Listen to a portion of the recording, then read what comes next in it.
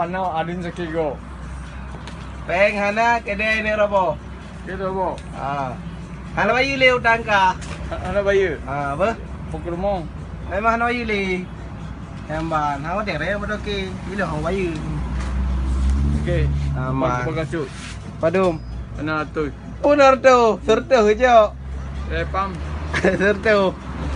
Punar tu, hana penar tu. Pokoknya hana bayu le dah ka. Kau ni jak tu dah hana le kedai. Ya minta kedai ke baru gaji. Hana ujuk li. Okey pakai bacu. Nar tu. Punar tu, hana penar tu. Serta je. Hana boleh tu gaji. Hana peng awak dah kajak ka, bisa kajak malam. Ya tu popet ke kiban.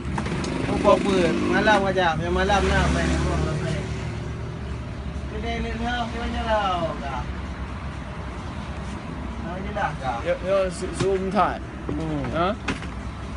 Kau ji utang kan bayi li, 200 tu bayi kau. Ber? Daun sakai. Baon lah kai.